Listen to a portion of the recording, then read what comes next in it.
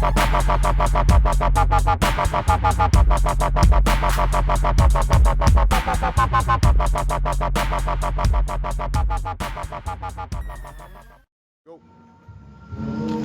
sa Diamond, hahanap kami ng kape.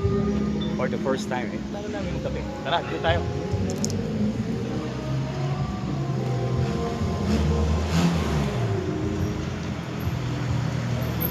Alam naman natin dito sa Diamond, walang kapihan.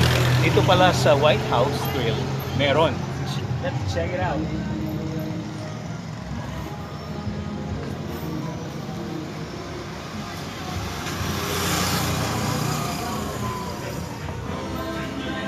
Here is the coffee shop at White House Grill. We call it the Cow Coffee Exchange.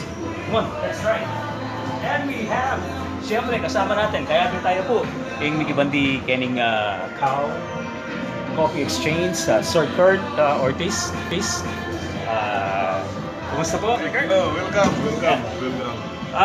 Bakit may coffee shop dito sa Diamond? Yeah. Ang tanong. Actually, I'm selling coffees online. Pero yung mga clients ko, they ask for visible store kung saan yung display para makakita o makapili sila kung anong gustong flavor nila, makita nila anong klaseng kape meron ako. So I was forced to put this small kiosk of coffee shop here inside White House Grill. Yeah. At the same time, sir, you can introduce to us yung iba't ibang klase ng kape. Ako kasi 3-in-1 lang.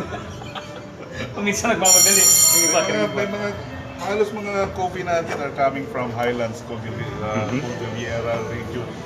So meron tayong pure Arabica, which is medium dark roast. Meron din tayong mga blends from Atok Benguet. And then we also have, para sa mga naghahanap ng mga specialty coffee, although premium coffee shop from imported ones, and syempre may mga medyo mas murang kape. Blends also. Yan. Iba't ibang klase ng kape.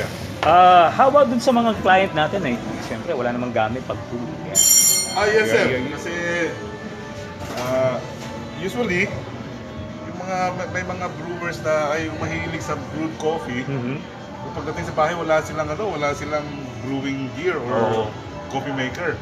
So I was able to think of something na medyo convenient. So meron kami mga kape na nakatibag na lang. Okay. With like this. So yan. So it's easy to open. Easy to. Parang 3-in-1 lang ang dating Parang 3-in-1, but this is inside here is a pure Arabica. Okay. And yun.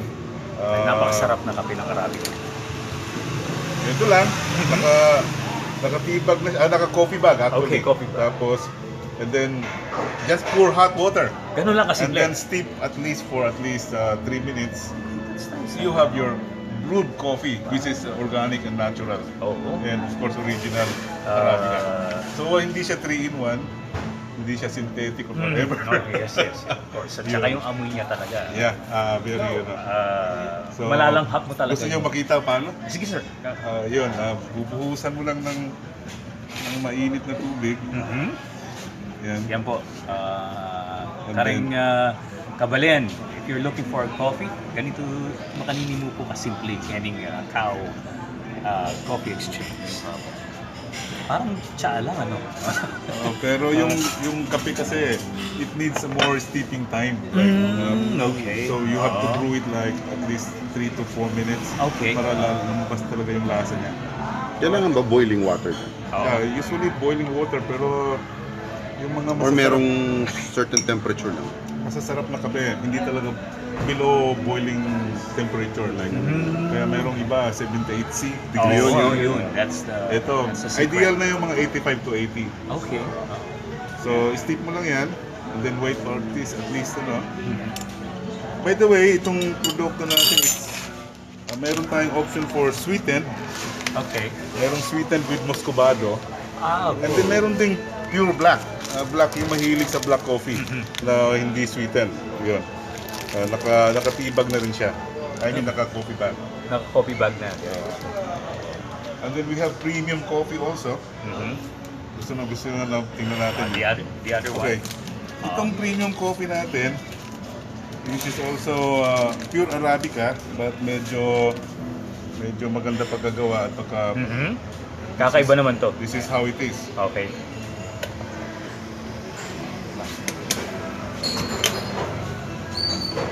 Ibang klaseng coffee bag naman. Ibang klaseng kape din. Okay. So, medyo fruity and light siyang lasa. Ito naman sa mga mahilig sa mga medyo distinct flavors na kape. Yes. So, what you have to do is, this is already, just pull it down, pull it apart, and then Yeah. sabit mo dito. Yung pala yun. Yes. Purpose nung ano. So, yung purpose niya. And then you get your hot water. Wow. Then, because this is a steep coffee, Mhm. slow drip coffee, you pour the hot water very slowly also. Okay. So, Para makuha in that way, binubloom niya yung kape. Pinapasarap niya yung lasa. Mhm. Kaya, tingnan mo. Hindi tayo pwedeng madalian dito. No? Slowly talaga. Yeah. Para lumabas yung tunay na sarap. Yeah. Bang? We are brewing now itong coffee luwak. Pero para sa inyo lang to. Walang special. Ito may sweetness. Sweet talaga siya. Sweet talaga siya kasi May added hindi mo talaga muscovado? mapatay. May muscovado. Kasi hindi mo mapatay yung sweet tooth ng Pilipino. Hahanap talaga sila ng matamis. So this is the